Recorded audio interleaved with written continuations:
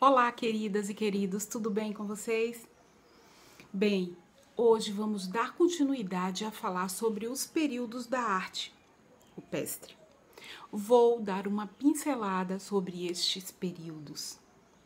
De início, falarei um pouco sobre os dois mais importantes da arte da pré-história, os quais são o Paleolítico e o Neolítico. Aí você deve estar se perguntando, o que significa estes termos? Bem, o termo paleolítico vem da junção das palavras paleo, que significa primitivo, e lito, que significa pedra, que também chamamos este período de Idade da Pedra Lascada. Já o termo neolítico vem da junção das palavras neo, que significa novo, e litos, que como já falamos antes, significa pedra, ou Idade da Pedra Polida. O período paleolítico é o primeiro período histórico compreendido entre 2,7 milhões de anos ou até 10 mil anos antes de Cristo. Haja tempo. Bem, mas as evidências da arte na pré-história datam de aproximadamente entre 40 mil anos antes de Cristo.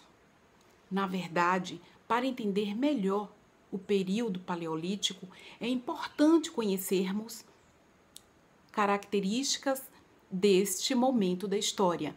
Então, neste período, o ser humano ainda era caçador, coletor dos seus alimentos, ou seja, era nômade, viviam mudando de uma região para outra.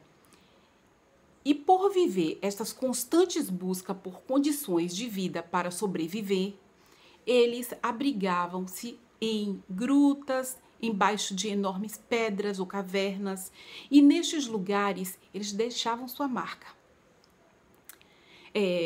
Destes períodos, os principais achados, apesar de existirem outros, os principais achados foram o Levante Espanhol, na Espanha, e a região franco-cantábrica, na França. No Levante Espanhol, um dos mais famosos registros da arte da pré-história, é a Gruta de Altamira, que foi encontrada em 1879. Uma curiosidade sobre essa gruta é que sua descoberta foi feita pela filha de um arqueólogo, chamado de Marcelino de Saltola.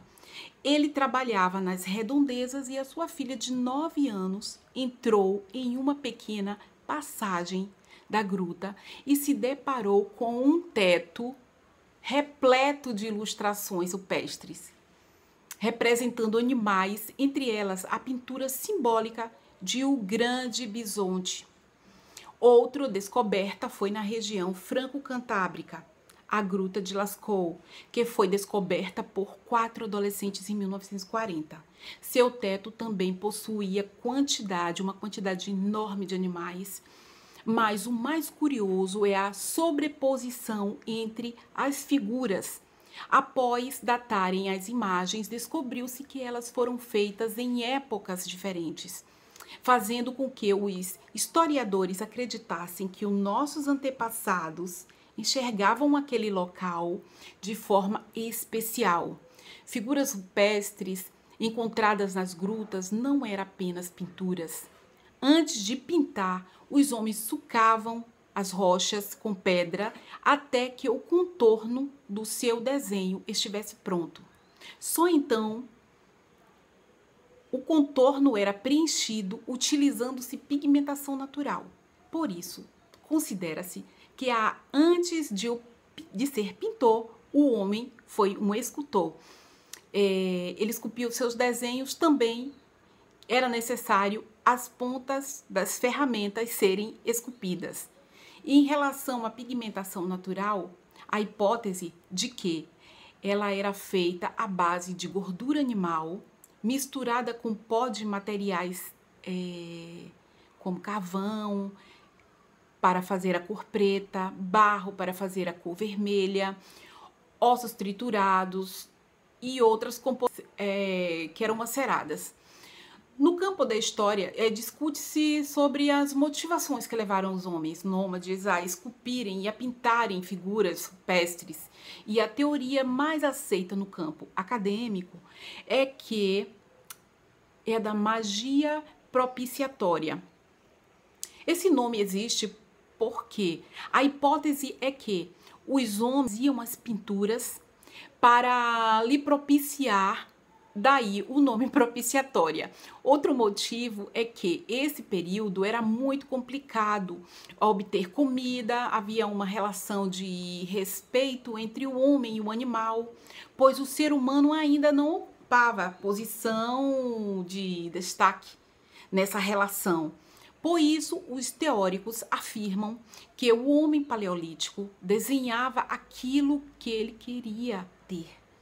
Uma indicação que ajuda a confirmar essa teoria é o tamanho dos animais gravados, que sua maioria são gravuras grandes, considerando que para sobreviver o homem precisava de comida.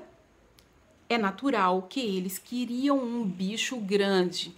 Já o período neolítico, já pulando para o neolítico, é o período histórico compreendido entre 10.000 anos antes de Cristo.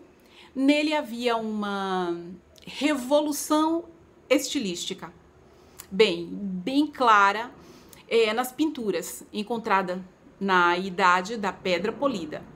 Assim, os aspectos vistos neste período são que a arte da pré-história, encontradas durante o Neolítico, mostram que o contexto em que o homem vive é completamente modificado, se comparando com o período anterior, através da pintura rupestre desta época. É possível teorizar que foi nesse período que o homem passou a construir sociedades agrícolas, desencadeando as primeiras guerras e religiões. E como a estabilização do clima, o homem começou a se tornar mais sedentário, pois os locais onde eles viviam não mudava tanto ao longo do tempo. E sobre as figuras rupestres, a hipótese de surgimento das primeiras civilizações durante o Neolítico ganha embasamento quando analisamos as figuras rupestres dessa época. A maior mudança entre os desenhos do Paleolítico para o Neolítico é a estética. As gravuras paleolíticas eram desenhos, em geral, grandes, realísticos, enquanto as encontradas no Neolítico são mais esquematizadas e simples.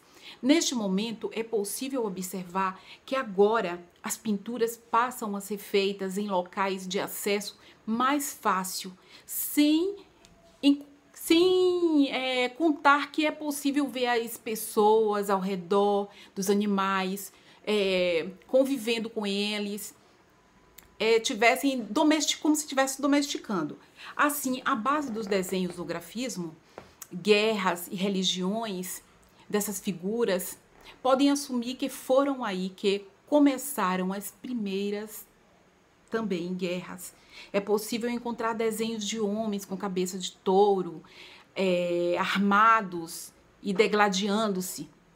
Os historiadores, eles veem esse fato como natural, partindo do princípio que os homens passavam a se estabelecer em uma região e é natural que outros povos nômades, ao ver a riqueza e outros, queriam também para si.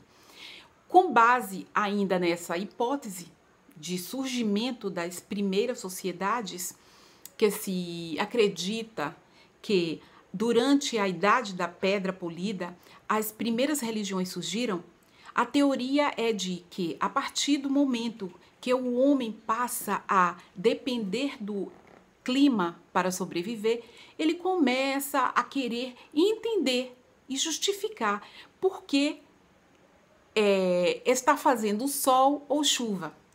Enfim, esse primeiro momento eu falarei até aqui e darei continuidade a falando sobre as esculturas encontradas no período paleolítico e neolítico.